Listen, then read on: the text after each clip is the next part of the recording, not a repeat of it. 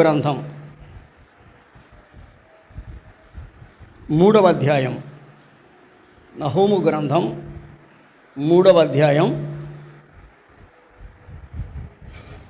మొదటి 3 వచనాలు చదువుతున్నాను.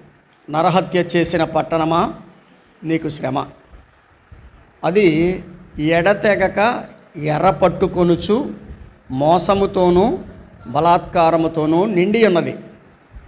సారథి యొక్క చూపుకు ధ్వనియు, చక్రముల ధ్వనియు, గుర్రముల త్రొక్కుడు ధ్వనియు, వడిగా పరిగెత్తు రథముల ధ్వనియు వినబడుచున్నవి.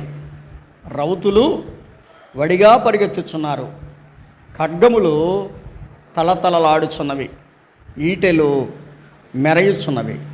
చాలామంది హతమవుచున్నారు, చచ్చిన వారు కుప్పలు కుప్పలుగా పడి ఉన్నారు. పీనుగులకు లెక్కయే లేదు. పీనుగులు కాలికి తగిలి జనులు తొట్టిల్లుచున్నారు. ప్రార్థన. ప్రేమ కలిగిన మా తండ్రి, వందనాలు, స్తోత్ర. మరలా ఈ సమయంలో నీ సన్నిధికి వచ్చాం. మీరు మాతో మాట్లాడండి, మాకు మేలు కలిగించమని మా ప్రభువు, మా రక్షకుడైన యేసుక్రీస్తు వారి ద్వారా సహాయము కోరి ప్రార్థిస్తున్నాము తండ్రి. ఆమేన్. నహూము గ్రంథం 3 అధ్యాయాలలో మనము కొన్ని సంగతులు మనం ధ్యానిస్తూ వచ్చాం. గత వారంలో వారికి ఉన్నటువంటి పరిస్థితులను మనం ధ్యానం చేశాం. వారి గురించిన దురాలోచన, వారు వ్యర్థమైన బోధను చేసేవారు ఉన్నారని, పనికి మారిన వారు ఉన్నారని, సింహాల గుహగా వారు తయారయ్యారని, నరహత్య చేసిన పట్టణంగా వారు మారిపోయారని, వేశ్యగా జారత్వము చేసిన వారిగా మారిపోయారని, సంసారాలను అమ్మివేసిన వారిగా వారు మారిపోయారని మనం విన్నాం. వీరు ఒకప్పుడు రక్షించబడిన వారే. రాను రాను వారి జీవితాలలో కుక్క తన వాంతికి తిరిగినట్లుగా వారు తిరిగారని, కడగబడిన పంది బురదలో దొరుటకు మళ్ళినట్లుగా వారు మళ్ళీపోయారని, వారి జీవితంలో దేవునిని విడిచి లోకం వైపుకు, పాపం వైపుకు వారు తిరిగారని, అందువలన వారి మీదకి లయకర్త వస్తున్నాడు అని మనము గత వారం వివరించుకున్నాం. ఈ వారము ఈ మీకా నహూము గ్రంథాన్ని మనం ముగించబోతున్నాం. అందులో సంగతులు మనము ఒకసారి కూలంకషంగా వివరించుకొని మనము ఈ యొక్క సంగతిని మనము ఆలోచన చేద్దాం. ఇందులో దేవుని ఉగ్రత యొక్క తీవ్రత కనిపిస్తుంది. దేవుని ఉగ్రత యొక్క తీవ్రత, the power of the God's wrath అంటారు. దేవుని ఉగ్రత యొక్క పవర్ ఎంత పవర్గా ఉంటుందో, ఆయన ఉగ్రత ఎంత శక్తివంతంగా ఉంటుందో ఇందులో వ్రాయబడింది.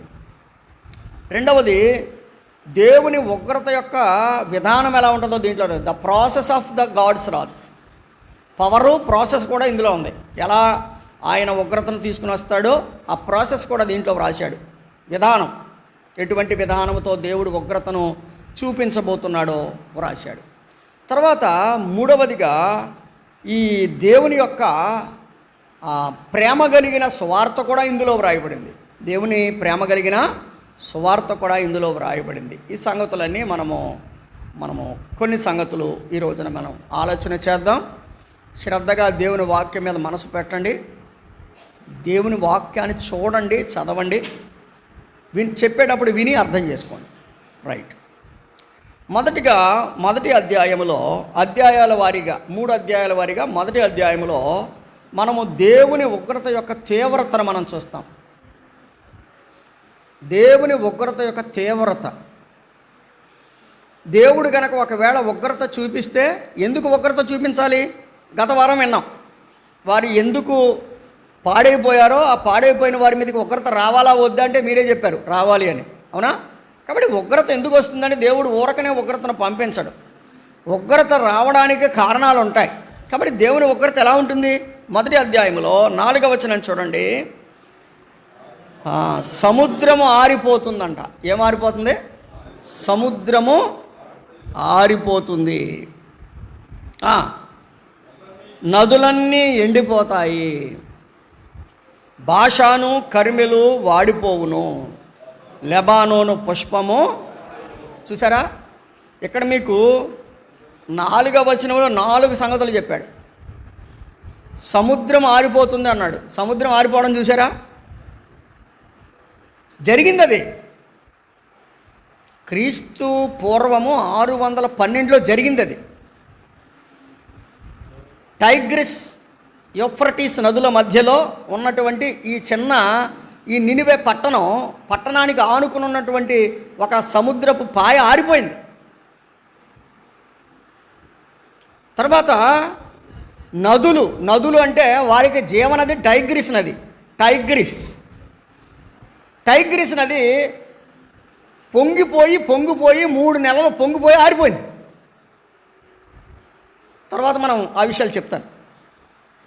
తర్వాత సారవంతమైనటువంటి ప్రాంతాలన్నీ కూడా ఎండిపోయాయి, వాడిపోయాయి. సారవంతమైన ప్రాంతాలు వాడిపోవడం అంటే నీరు లేదు. నీరు లేకపోవడం వల్ల ఏమైంది? సారవంతమైన ప్రాంతాలు. ఇందులో 4వ వచనంలో అంటాడు, బాషానును కర్మెలును వాడిపోయాను. కర్మెలు అనేది మేత భూమి. అసలు నిజానికి చెప్పాలంటే కర్మెలు అంటే గొర్రెల మేత భూమి. గొర్రెలకు కావలసినంత మేత కర్మెలులో దొరుకుతుంది. అటువంటి కర్మెలు వాడిపోయిందంట. బాషానులో వృషభాలు అంటే బాషాను ఒక అడవి లాంటిది, అంటే ఒక ఫెర్టైల్ ల్యాండ్. నిజానికి చెప్పాలంటే ఒక సారవంతమైన భూమి, అది కూడా వాడిపోయింది అన్నాడు. నీళ్లు లేవు.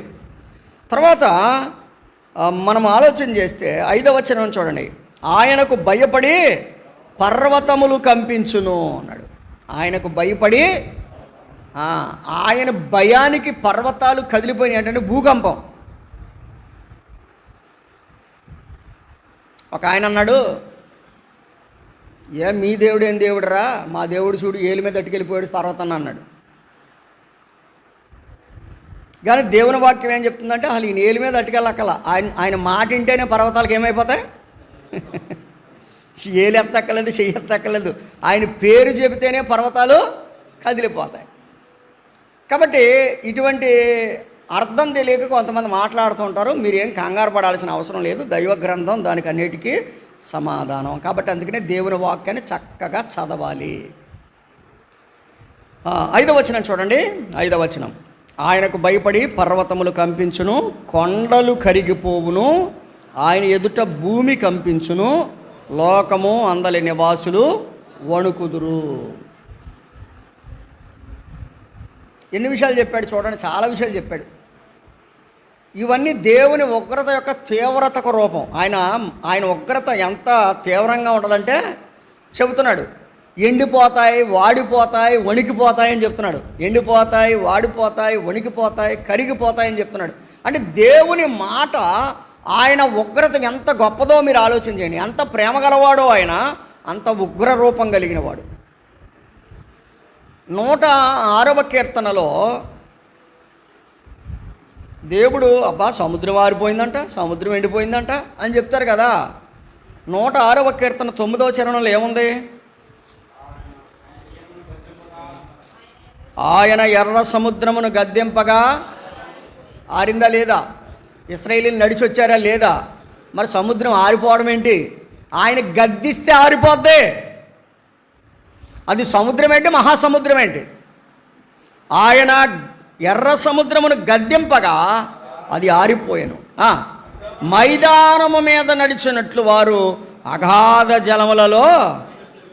కాబట్టి గమనించండి, దేవుడు వారిని ఎర్ర సముద్రం మధ్య నడిపించాడు అంటే ఎర్ర సముద్రం ఏమైంది?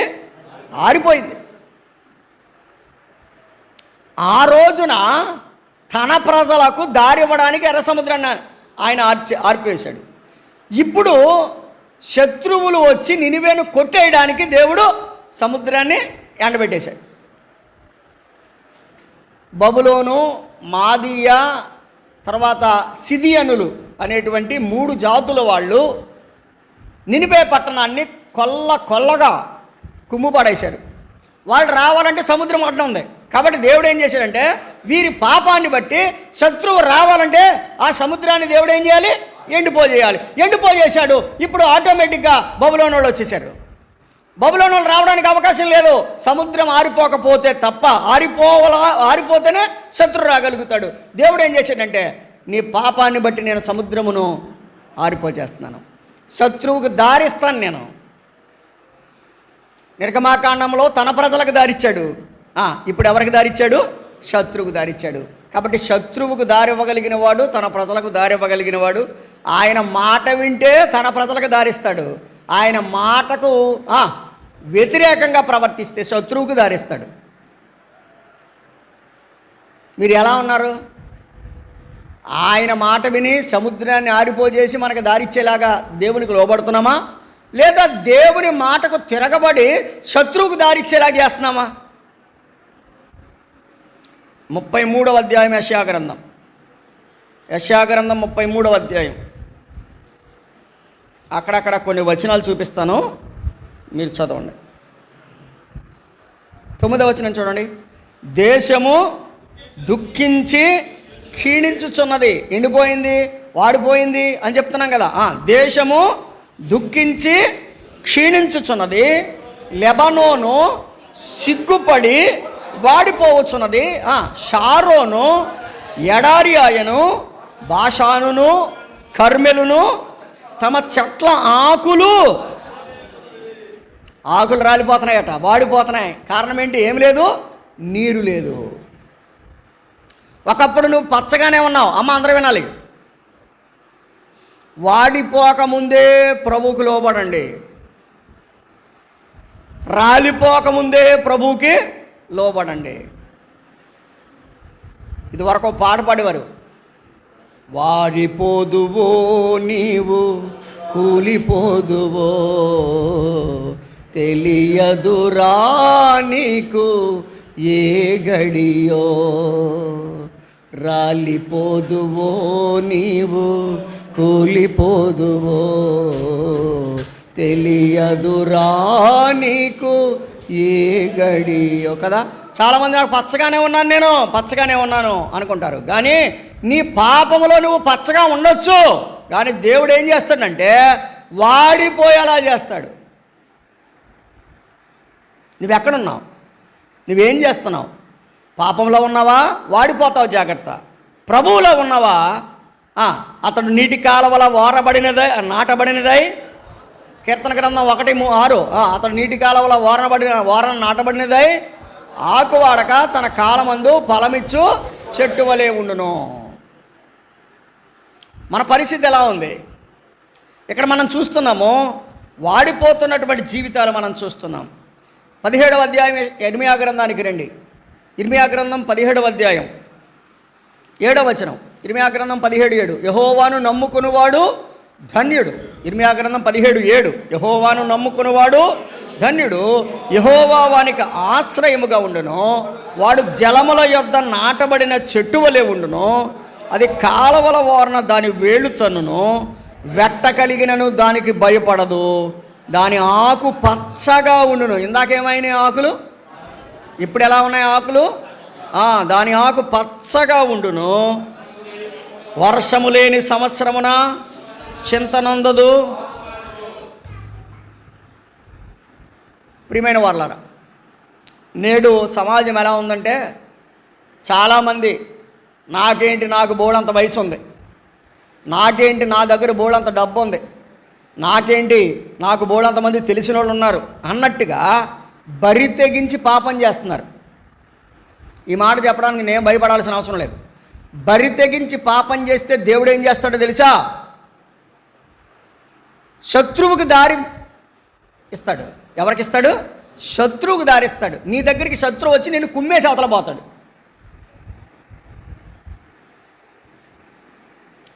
ఒకసారి లెబానోను, బాషాను ఒక మంచి శ్రేష్టమైన సారవంతమైన భూమి ఈ రోజున ఏమైపోయిందంటే వాడిపోయింది. నేనంటాను, ఎవడు వాడిపోయాడు? దేవుని మీద తిరగబడిన వాడు వాడిపోయాడు. ఎవడు వాడిపోయాడు? రక్షించబడి పాపంలో దిగిపోయిన వాడు వాడిపోయాడు. ఎవడు వాడిపోయాడు? చల్లారిన వాడు వాడిపోయాడు. ఎవడు వాడిపోయాడు? యేసుక్రీస్తు ప్రభు గురించి తెలియక కాదు, తెలిసి పాపం చేసిన వాడు వాడిపోయాడు. కానీ దేవుని నమ్ముకున్నవాడు ఏమయ్యాడంటే, ఏమండి, వర్షము లేని సంవత్సరమున అది చింతనందదు, కాపుమన. దాని ఆకు ఎలా ఉంటుంది? పచ్చగా ఉంటుంది. అందుకని భక్తుడు ఏమన్నాడంటే, కీర్తన గ్రంథం 52వ కీర్తన 8వ చరణం చూడండి. కీర్తన 52:8, నేనైతే దేవుని మందిరములో పచ్చని ఒలీవ చెట్టు వలె ఉన్నాను, నిత్యము దేవుని కృపయందు నమ్మిక ఉంచి ఉన్నాను. నేనైతే దేవుని మందిరంలో పచ్చని ఒలీవ చెట్టు వలె ఉన్నాను. ఇప్పుడు వినండి, నినివే వాడిపోవడానికి గల కారణం ఏంటంటే దేవుని మందిరంలో నినివే లేదు, దేవునికి దూరముగా ఉంది నినివే. అమ్మా, మీరు దేవునికి దూరంగా ఉన్నారంటే వాడిపోతారు. ఇది నా మాట కాదు, దేవుని వాక్యం చెప్పే మాట. ఇప్పుడు పచ్చగానే ఉండొచ్చు. ఫర్ ఎగ్జాంపుల్, మనం ఒక చెట్టుని భూమిలోంచి తవ్వేశాం. ఆ మట్టి ఆ తడి ముద్ద ఉన్నంతసేపు అది ఎలా ఉంటుంది? పచ్చగానే ఉంటుంది. తర్వాత ఏమవుద్ది?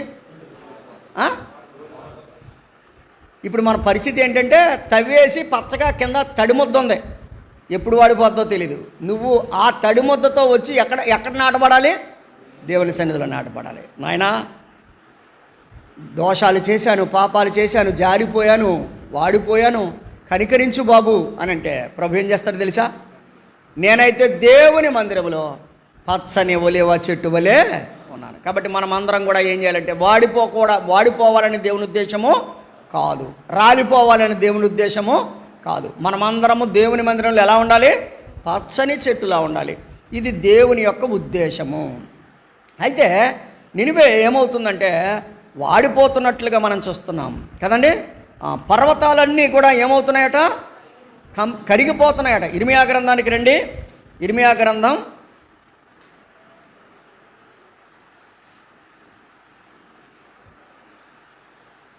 10వ అధ్యాయం 10వ వచనం చదువుతారా? ఇర్మియా గ్రంథం 10:10. యెహోవాయే నిజమైన దేవుడు, ఆయనే జీవము గల దేవుడు, సదాకాలము ఆయనే రాజు. ఆయన ఉగ్రతకు భూమి కంపించును,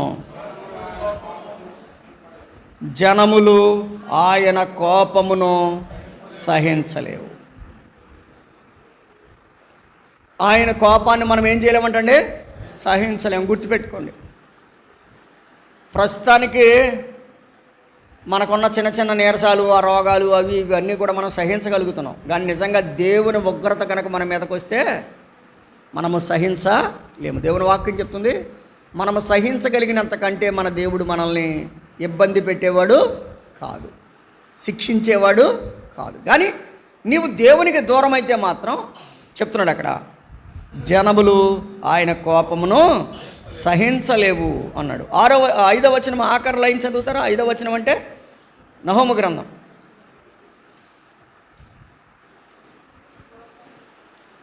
లోకమును అందలి నివాసులను వణుకుదురు అని రాశాడు కదా. లోకమును అందలి నివాసులను వణుకుదురు.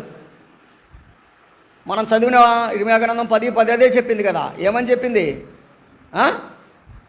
ఇర్మియా గ్రంథం 10:10 ఏం చెప్పింది? ఆఖరి మాట కావాలి మనకి. జనములు ఆయన కోపమును, ఆయన కోపాన్ని సహించలేక వణికిపోతారంట. అమ్మాయ్యా, ఆయన సహనము, ఆయన దీర్ఘశాంతం నిన్ను రక్షించాలని కోరుకుంటుంటే నువ్వు ఇంకా రక్షణ పొందకుండా ఉంటే ఆయన కోపాన్ని నువ్వు తట్టుకోగలవా? యెహెజ్కేలు గ్రంథం 38వ అధ్యాయం. యెహెజ్కేలు గ్రంథం 38వ అధ్యాయం.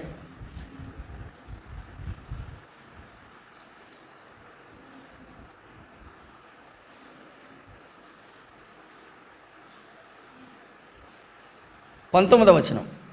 కాబట్టి నేను రోషమును మహారౌద్రము కలిగిన వాడనై ఇలాగూ ప్రమాణము చేసి తిని, ఇశ్రాయేలు దేశములో మహాకంపము పుట్టును. పట్టుకోండి అక్కడి నుంచి. సముద్రపు చేపలను, ఆకాశ పక్షులను, భూజంతువులను, భూమి మీద ప్రాకు పురుగులన్నీ, భూమి మీద నుండి నరులందరూ నాకు భయపడి వణుకుదురు. పర్వతములు నాశనమగును, కొండపేటులు పడును, గోడలన్నీ నేలపడును. ఇదంతా దేవుని ఉగ్రత. గమనిస్తున్నారా? కొండలన్నీ నేలబడిపోతాయట, కోటలన్నీ నేలబడిపోతాయట. కాబట్టి మనము దేవుని ఉగ్రతకు మనము పాత్రలం కాకుండా మనం ఏం చేయాలంటే ఈ రోజునే ఒక మంచి తీర్మానం మనం చేసుకోవాలి. నిజమే తండ్రి, నేను చెడిపోయాను. నిజమే తండ్రి, నేను ఒకప్పుడు ఎరిగిన వాడనే, నేను ఎరిగిన వాడనే, నీ పరిస్థితులు ఎరిగిన వాడనే, రాను రాను నేను నులివెచ్చగా మారిపోయాను. నేను మరలా బురదలోకి వెళ్ళిపోయాను. నేను మరలా నా వాంతిని తినడానికి నేను వెళ్ళిపోయాను. నన్ను క్షమించు ప్రభు అంటే ప్రభు సహాయం చేస్తాడు. మరొక వచనం చదవండి. ఇర్మియా గ్రంథమే 4వ అధ్యాయం. ఇర్మియా గ్రంథం 4వ అధ్యాయం.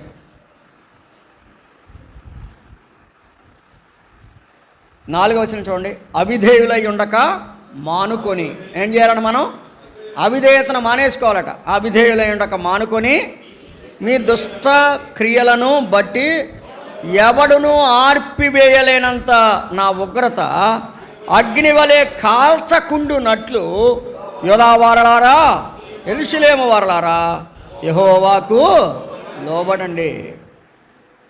దేవునికి లోబడండి. అవిధేయ ఉండడం మానేయండి. అంటే ఇంతవరకు మీరు చేసినటువంటి పాపం చాలు, ఆపేయండి. ఇంకా అలాగే చెప్తారులే అనుకుంటే కనుక పళ్ళన్నీ ఊడిపోయిన తర్వాత అప్పుడు గుర్తొస్తాయి ఈ మాటలు. ఏ మాటలు? అయ్యో నాకు చెప్పారు నేను వినలేదు, అయ్యో నాకు చెప్పారు నేను వినలేదు, ఏదో నాకున్న బలము, నాకున్న శక్తి, నాకున్న జ్ఞానంతో నేను తప్పించుకుందాం అనుకున్నాను, అయ్యో నాకు చెప్పారు నేను వినలేదు. సామెతల గ్రంథంలో ఒక యవనస్తుడి గురించి వ్రాయబడింది. సామెతల గ్రంథంలో ఒక యవనస్తుడి గురించి వ్రాయబడింది. చూడండి, సామెతల గ్రంథం 5వ అధ్యాయము 11వ వచనం చూడండి. తుదకు ఎప్పుడు మాంసము అంటే ఇదివరకు ఉందా లేదా? ఇదివరకు కండ ఉంది, ఇప్పుడు ఏమైంది? కండ క్షీణించిపోయింది. ఇదివరకు శరీరం మంచి దిట్టంగా ఉంది, ఇప్పుడు ఏమైంది? క్షీణించిపోయింది. ఎందుకయింది అలాగా? ఎందుకయింది అలాగా? 12వ వచనం. అయ్యో అయ్యో ఉపదేశమును నేనెట్లు, అరే బాబు దేవుని మందిరానికి రండి, అరే బాబు యేసు ప్రభు వైపు తిరగండి, మీ పాపాలు మానండి, పరిస్థితులు మానండి అని చెప్తే చెప్పేవాళ్ళు అవతల బా అన్నారనమాట. అయ్యో ఇప్పుడు నా శరీరము నా మాంసం ఏమైపోయింది? క్షీణించిపోయింది. ఇప్పుడు అన్నాడు అయ్యో అన్నాడు. అయ్యో నేను ఉపదేశమును నేను ఎట్లు త్రోసివేసి తిని నా హృదయము గద్దింపును. ఇవాళ గద్దిస్తే ఎవరైనా సరే వినట్లేదండి. గద్దించే వాళ్ళు అంటే ఇష్టం లేదు వాళ్ళకి. ఇవాళ చదువుకోమంటే తంట వచ్చేస్తుంది. అరే నీకు భార్య పిల్లలు ఉన్నారు జాగ్రత్తగా ఉండరంటే తంట వచ్చేస్తుంది. అరే ఏంటది అటువంటి దరిద్రమైన జీవితం జీవిస్తున్నావంటే సరిగా ఉండంటే నువ్వేమైనా పోయింటున్నావేంటి అంటున్నాడు ఒకడు. నీ జీవితం పాడైపోతుంది అని దేవుని వాక్యాన్ని బట్టి ప్రేమతో మేం చెబుతుంటే ఏమంటాడు అక్కడ? నా బోధకుల మాట నేను వినకపోతే. 13వ వచనం చూడండి. నా బోధకుల మాట నువ్వు చెప్తే చెప్పవయా, నా కన్నున్నంతసేపు, నా గుండె బలం అన్నంతసేపు నా ఇష్టానుసారంగా ఉంటాను, నా ఇష్టం అంటాడంట. తర్వాత ఏమవుద్దంటే శరీరము మాంసము క్షీణించిపోదా. నా ఉపదేశకులకు నేను మాట వినలేదు, నేను ఎలాంటి పరిస్థితుల్లో ఉండి మాట వినలేదని చెప్తున్నాడు. చూడండి తర్వాత వచనం. నేను సమాజానికి సంఘానికి మధ్యలో ఉన్నాను అన్నారా? ఏమన్నాడు? ఎక్కడున్నాడంట? సమాజానికి సంఘానికి మధ్యలో ఉన్నాడు. అంటే ఇప్పుడు ఎంతకీ సమాజంలో ఉన్నాడా సంఘంలో ఉన్నాడా చెప్పాలి? సమాజంలో ఉన్నాడా సంఘంలో ఉన్నాడా? సమాజంలోనూ లేడు, సంఘంలోనూ లేడు. అంటే వీడు రెండిటి మధ్య ఉన్నాడు, 2 పడవల మధ్య కాలు వేశాడు. అంటే అవసరమైనప్పుడు సంఘం మీద కాలేస్తాడు, అవసరమైనప్పుడు సమాజం మీద కాలేస్తాడు. ఒక మాట గుర్తొచ్చింది నాకు. యాకోబు తన పిల్లల్ని దీవిస్తూ ఒక మాట చెప్పాడు. 49వ అధ్యాయం. యాకోబు తన పిల్లల్ని దీవించడం అంటే ఎక్కడ, ఏ అధ్యాయం ఎక్కడ ఉంటుంది? ఆదికాండం. రండి 49వ అధ్యాయం 14వ వచనం చూడండి. ఇశ్శాఖారు 2 దొడ్ల మధ్యను గాడిద. ఈ గాడిద ఏ దొడ్లోనూ లేదంట. అర్థమైందా? ఇశ్శాఖారు 2 దొడ్ల మధ్య పండుకొని ఉన్న బలమైన ఈ గాడిద దొడ్లోకి వెళ్తలేదు. ఆ పక్కన దొడ్డు ఉంది, ఈ పక్కన దొడ్డు ఉంది, ఆ పక్కన సమాజం ఉంది, ఈ పక్కన సంఘం ఉంది. అర్థమవుతుందా? కానీ ఈ గాడిద ఎక్కడ పడుకుంది చెప్పండి? యెషయా గ్రంథం మొదటి అధ్యాయం ఏమని చెప్పింది? యెషయా గ్రంథం మొదటి ఈ మాట ఇక్కడ ఎలా ఉంచండి. యెషయా గ్రంథానికి రండి. యెషయా గ్రంథం మొదటి అధ్యాయం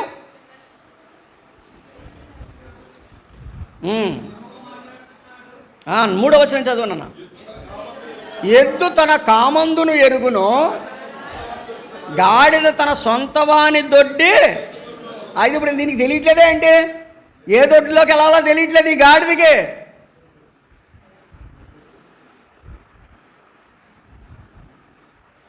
ఆ యవనస్తుడికి ఏ 2 సమాజము సంఘము మధ్య, ఇశ్శాఖారు 2 దొడ్ల మధ్య, విన్నారా? 2 దొడ్ల మధ్య ఉన్నాడు. అంటే తన దొడ్డేదో తనకి తెలియట్లేదు, ఎక్కడ క్షేమో తనకు తెలియట్లేదు. ఎందుకో తెలుసండి? అలాగే ఎందుకు ఉన్నాడో తెలుసా? ఆడికంట మేత ఎక్కువ ఉందంట. ఆడికి ఏముంది? రండి ఇప్పుడు 49కి రండి. ఆదికాండం 49వ అధ్యాయం 15వ వచనం. అతడు విశ్రాంతి మంచిదగుటయు, ఆ భూమి రమ్యమైన దగుటయు చూచెను గనుక అతడు మోయుటకు భుజము వంచుకొని వెట్టి చేయు. ఇప్పుడు చివరికి ఆడు బతుకేమైపోయింది? వెట్టి పని చేసుకునే దాసుడైపోయాడు. ఏ దొడ్డి నిర్ణయించుకోలేకపోయాడు. సమాజమా సంఘమా నిర్ణయించుకోలేకపోయాడు. మధ్యస్థంగా ఉండిపోయాడు. చివరికి అతని జీవితము వెట్టి పని చేసుకునేటువంటి బరువులు మోసుకునే స్థాయికి పోయాడు తప్ప ఆశీర్వాదకరమైన స్థితి వారికి లేదు.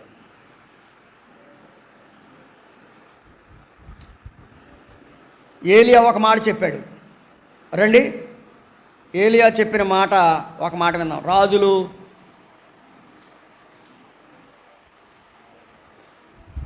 మొదటి గ్రంథం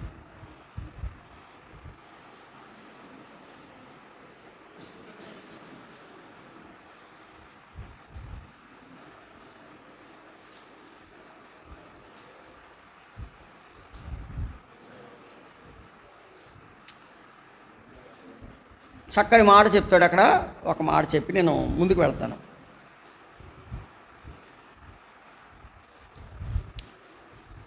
మీరు ఎన్నాళ్ళ మట్టుకు 2 తలంపుల మధ్య తోడపడుచుండురు. చదవండి 18వ అధ్యాయం 21వ వచనం చదువుతారా? ఏలియా జనులందరి దగ్గరకు వచ్చి, ఎన్నాళ్ళ మట్టుకు మీరు 2 తలంపుల మధ్య తడబడుచుందురు. యెహోవా దేవుడైతే ఆయనను అనుసరించుడి, బయలుదేవుడైతే వానిని అనుసరించుడని ప్రకటన చేయగా, జనులు అతనికి ప్రత్యుత్తరముగా ఒక మాట అయినను, రే అబ్బాయి, యెహోవా దేవుడైతే యెహోవాను అనుసరించండి, బయలుదేవుడైతే బయలును అనుసరించండి, ఏం చేస్తారా మీరు అని అంటే నోరు ఎత్తట్లేదండి. దాని అర్థం ఏంటి? డిసైడ్ అవ్వలేదు వీళ్ళు. ఇంకా చాలామంది ఇప్పుడు ఎలా ఉన్నారో తెలుసా? యేసుప్రభువుని నమ్ముకోండి, తీర్మానం చేసుకోండి అంటే నోరు ఎత్తరు, వినేసి వెళ్ళిపోతూ ఉంటారు. అంతే. వింటారు వెళ్ళిపోతారు.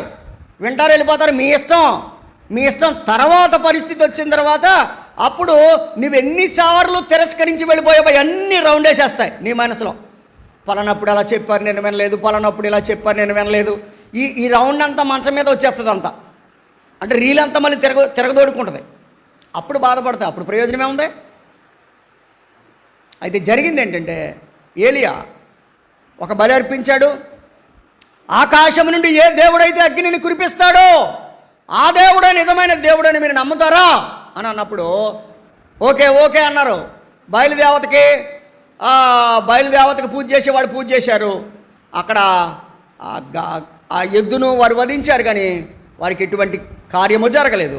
అయితే ఏలియా ఏం చేశాడంటే, పడిపోయినటువంటి యెహోవా బలిపీఠాన్ని కట్టి ఇశ్రాయేలు 12 గోత్రాలకు సరిపడగా 12 రాళ్ళను తీసుకుని బలిపీఠం కట్టి దాని చుట్టూ కందకం తవ్వి దాంట్లో నీళ్లు పోసి బలిద్రవ్యాన్ని దాన్ని పెట్టి, యెహోవా దేవా నీవు నిజమైన దేవుడు అని వీరందరూ తెలుసుకున్నట్లుగా సహాయం చేయమని అడిగినప్పుడు జరిగింది ఏంటంటే, ఏమండి, దేవుడు అద్భుతమైనటువంటి కార్యమును జరిగించాడు. 38వ వచనం, అతడు ఇలాగూ ప్రార్థన చేస్తుండగా యెహోవా అగ్ని దిగి దహన బలి పశువులను, కట్టెలను, రాళ్లను, బుగ్గిని దహించి కందకమందున్న నీళ్లను. ఇప్పుడు 39వ వచనానికి రండి. అంతట జనులందరూ దాన్ని చూచి సాగిలపడి యెహోవాయే దేవుడు, యెహోవాయే దేవుడు. ఏం చేశారు? ఒక మాట చెప్పనా? యెహోవాయే దేవుడు, యెహోవాయే దేవుడు అని కేకలేశారు. కానీ ఎలీషా పక్షంగా ఉన్నవాడు ఒక్కడో లేడు, ఏలియా పక్షంగా ఉన్నవాడు ఒక్కడో లేడు. సారేపతిలో విధవరాలు తప్ప. మాటకు పైకి దేవుడే దేవుడు, దేవుడే దేవుడు అయిపోయి దేవుడు మా దేవుడేనండి. ఏంటి నీ దేవుడు? ఏది నీలో తీర్మానం, ఏది నీలో సరైన జీవితం, ఏది? ఎన్నాళ్ళ మట్టుకు 2 తలంపుల మధ్య తడబడుతుంది. ఇప్పుడు వాడి శరీరము, వారి యొక్క మాంసం ఎందుకు క్షీణించిపోయిందంట చెప్పండి? సమాజము, సంఘము మధ్యలో ఉండిపోయాడు. ఇశ్శాఖారు ఎందుకు వెట్టి పని చేశాడు? 2 దొడ్ల మధ్య ఉండిపోయాడు. ఇశ్రాయేలీలు ఎందుకు బానిసలుగా మారిపోయారు తెలుసండి? ఏమండి, దేవుణ్ణో దేవతనో తేల్చుకోలేకపోతున్నారు వాళ్ళు. అర్థమవుతుందా? దేవుణ్ణో దేవతనో తేల్చుకోలేకపోతున్నారు. ఎవడైనా దైవజనుడు ఒక కార్యం చేస్తే యెహోవాయే దేవుడు అంటున్నారు. మళ్ళీ కాసేపటికి మళ్ళీ ఇది మామూలే. జాగ్రత్త. మొదటి అధ్యాయం నహూము గ్రంథం ఏం చెప్తుందంటే, దేవుని ఉగ్రత యొక్క తీవ్రత. రండి నహూము గ్రంథానికి. నహూము గ్రంథం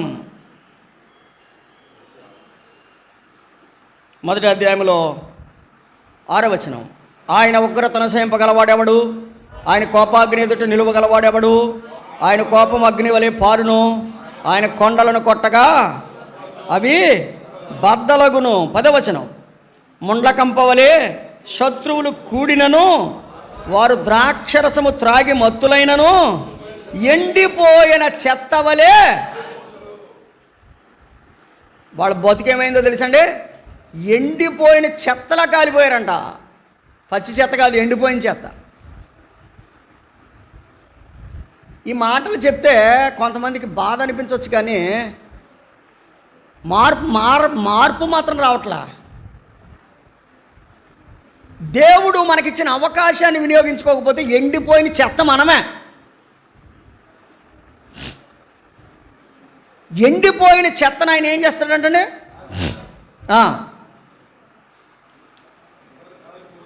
కాలిపోతారు అన్నాడు. తర్వాత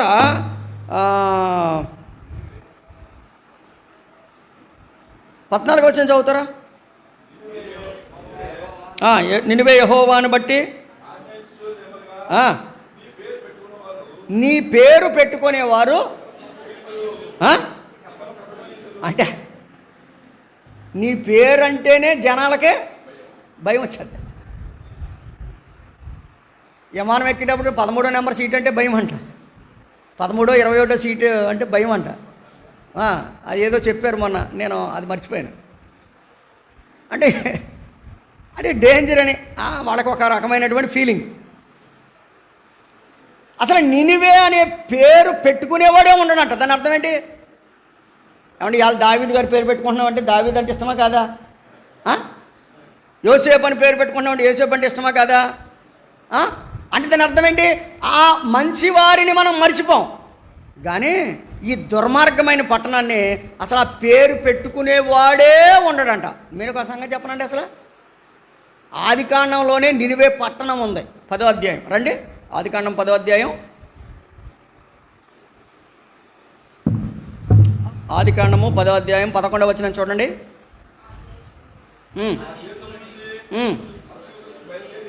అష్షూరుకు బయలుదేరి వెళ్ళి నినివేను, రహబోతును, కాలహును, నినివేకును కాలహకును మధ్య ఉన్న రెజెనును కట్టించెను. అదే ఆ మహాపట్టణము. నిమ్రోదు అనేవాడు కట్టించిన పట్టణాలలో నినివే అనేది ఒక పట్టణం. గమనిస్తున్నారా? ఇది ఎప్పటి నుంచి ఉందనుకుంటున్నారు? నోవహు యొక్క పిల్లలు షేము, హాము, యాపెతు అనేటువంటి పిల్లలు వ్యాపిస్తుండగా వారిలో నిమ్రోదు అనేవాడు ఒకడు పుట్టి వాడు కట్టిన పట్టణం ఇది. ఏది? నినివే. ఇప్పుడు ఆ పేరెట్టుకోవడానికి చెప్పండి. ఓ ముసలాయన నాతోటి ఏం చెప్పాడంటే, మా మనవడికి నా పేరు పెట్టండి అన్నాడు. నిజంగా జరిగిందే, మన సంఘంలో జరిగిందే. ఎవరో ఏంటని అడగండి నన్ను. మా మనవడికి నా పేరు పెట్టండి అని అడిగాడు ఆ తాత. తప్పేముంది? నా కొడుక్కి నా పేరు పెట్టమని అడగడంలో ఆయనకి హక్కు ఉంది. కానీ వాళ్ళ కోళ్ళ కొడుకు వచ్చి ఏం చెప్పారు తెలిసా? మేము ఆల్రెడీ పేరు పెట్టేసుకున్నాం, మా నాన్న పేరు మాత్రం పెట్టకండి అన్నారు. మేము ఆల్రెడీ పేరు పెట్టేసుకున్నామండి, మా నాన్న పేరు మాత్రం పెట్టకండి అన్నారు. కానీ నేనేం చేశానంటే నా మనసు ఒప్పక ముసలోడి పేరే చెప్పాను, అంటే పెద్ద ఆయన పేరే చెప్పాను. కానీ ఇప్పుడు ఆ పెద్ద ఆయన పేరుతో వారు పిలవట్లేదు.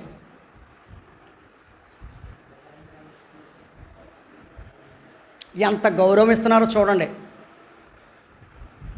పెద్దల్ని ఎంత గౌరవిస్తున్నారో చూడండి. నిన్ను కనిపెంచిన తండ్రి పేరంటే నీకు ఇష్టంగా లేనప్పుడు అసలు నీ పేరు రేపొద్దున పెడతారో లేదో చూసుకో. అయ్యి బాబాడు పేరు వద్దు బాబోయ్ అంటారంట. అర్థమైందా? ఇప్పుడు నినివే పట్టణాన్ని గురించి ఏంటి? అసలు నీ పేరు పెట్టువారు అలా నీ పేరే పెట్టుకోరు అన్నాడు. ఒక మాట చదవండి, ఎందుకైనా మంచిది. యెషయా గ్రంథం 14వ అధ్యాయం. యెషయా గ్రంథం 14వ అధ్యాయం 20వ వచనం చదువుతారా? నీవు నీ దేశమును పాడు చేసి నీ ప్రజలను హతమార్చితివి. నీవు సమాధిలో వారితో కూడా కలిసి ఉందువు.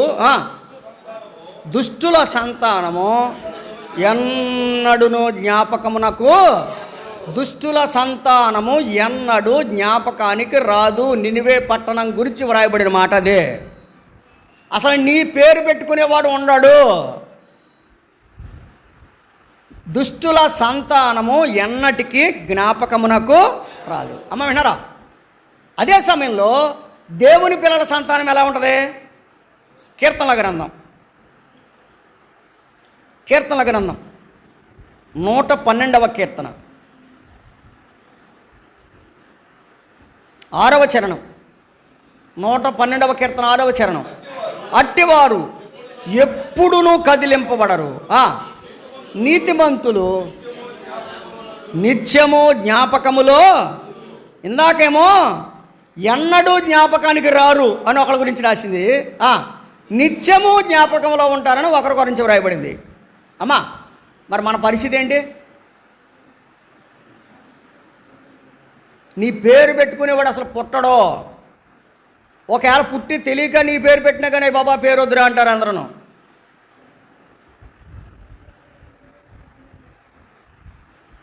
పూర్వకాలం మరీ దారుణంగాను ఏడిపించడానికి కొన్ని పేర్లు పెట్టారులేండి. గోతియ, గొయ్యమ్మ, అటువంటి పేర్లు పెట్టమని మనం అంట్లా. ఈ గోతీలు గొయ్యమ్మలు పెట్టమని అంట్లా. కనీసం వారిని అర్థం చేసుకునే విధంగా వారికి సహాయకరంగా ఏదైనా మనం పెట్టుకుంటే ఆ తండ్రులు సంతోషిస్తారు, ఆ తల్లిదండ్రులు సంతోషిస్తారు. నీతిమంతులు నిత్యము జ్ఞాపకంలో ఉంటారు.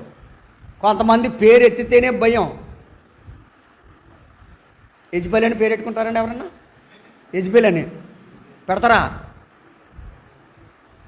పెట్టరు. రూత్ అని పేరు పెట్టుకుంటారు, ఎస్తేర్ అని పేరు పెట్టుకుంటారు. ఏమంటే కొన్ని సంగతులు ఉన్నాయి తెలుసా, శారమ్మ అని పెట్టుకుంటారు. కానీ కొన్ని క్యారెక్టర్స్ ఉన్నాయి బైబిల్లో, వాళ్ళ పేర్లు పెట్టుకోరు.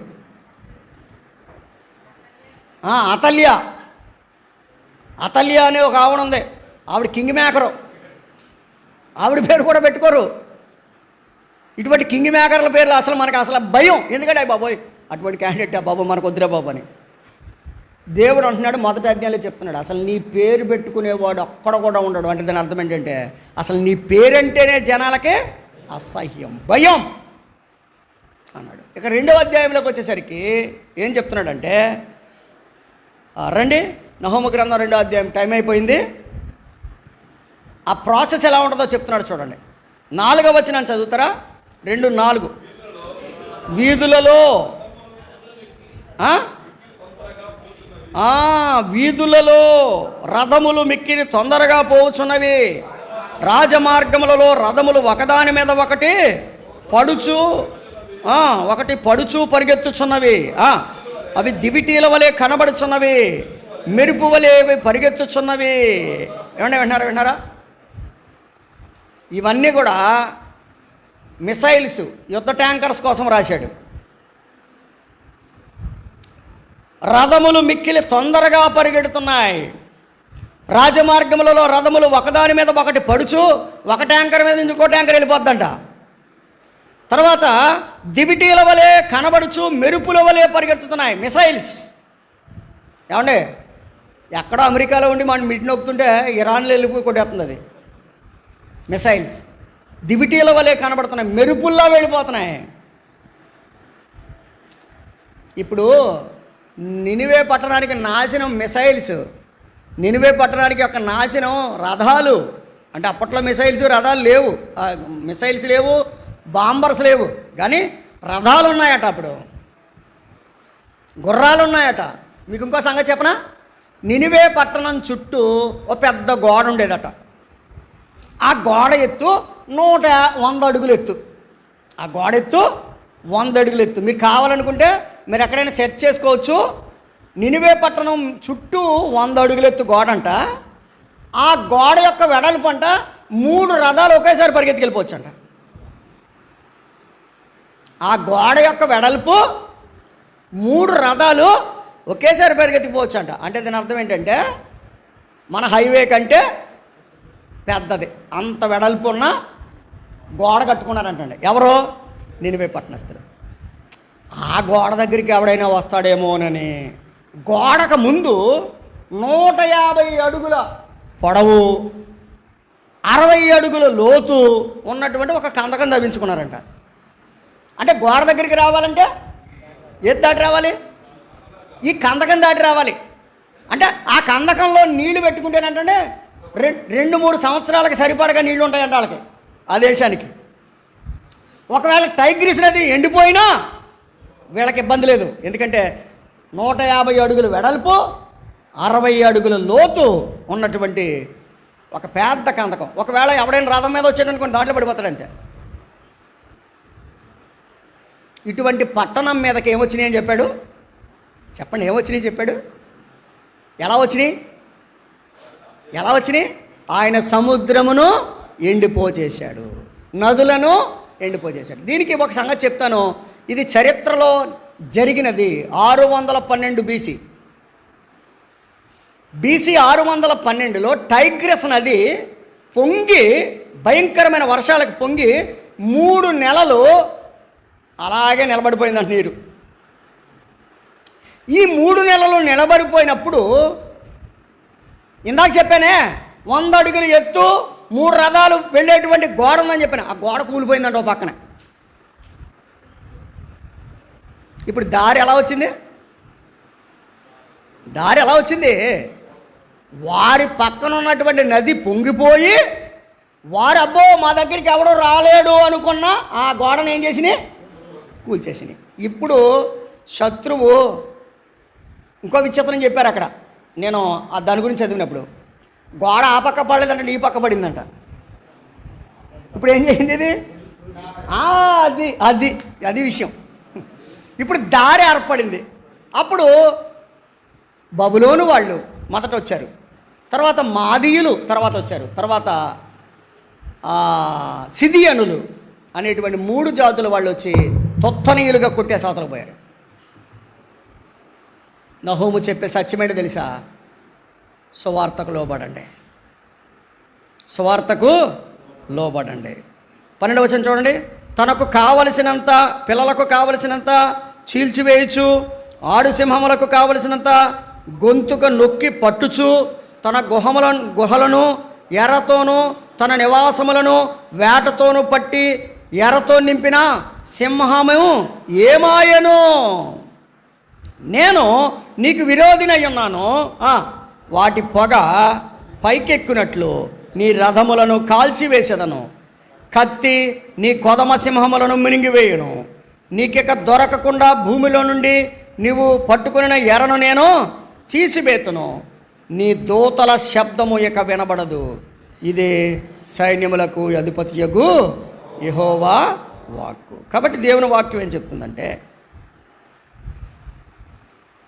నీ జీవితంలో ఇక తిరుగులేని భయంకరమైన దెబ్బ నువ్వు తినబోతున్నావు, జాగ్రత్త అని చెప్పి 3వ అధ్యాయంలో 3 మాటలు చెప్పాడు. 3వ అధ్యాయంలో 3 మాటలు చెప్పాడు. ఒకటి,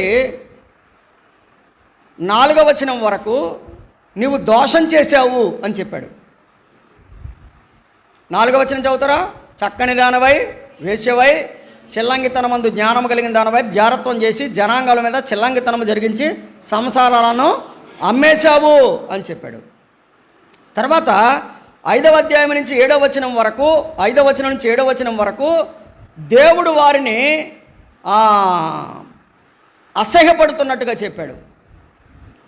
7వ వచనం చూడండి. అప్పుడు నిన్ను చూచువారందరూ నీ యొద్ద నుండి పారిపోయి నినివే పాడైపోయనే, దాని కొరకు అంగలార్చువారు ఎవరు? నిన్ను ఓదార్చు వారిని ఎక్కడి నుండి పిలుచుకొని వచ్చేదవు అందురు. నీకోసం ఏడ్చేవాళ్ళు ఎవడున్నాడు?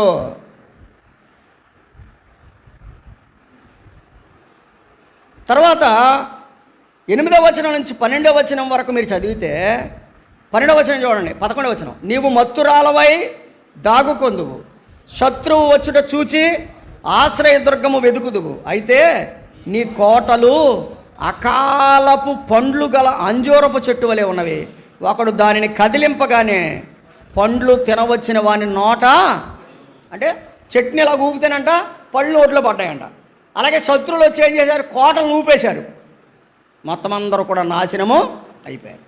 తర్వాత వచనం ఏం చెప్తున్నాడంటే, దీని అంతటికి కారణం చెప్తున్నాడు. 18వ వచనం.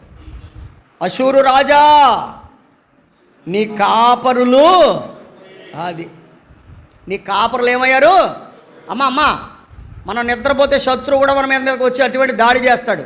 దేవుని వాక్యం చెప్తుంది, మీరు ఇతరుల వలె నిద్రపోక మెలకువగా ఉండి ప్రార్థన చేయండి. పేతురు మొదటి పత్రిక 4:7 చెప్పాడు, మీరు మెలకువగా ఉండి ప్రార్థన చేయండి.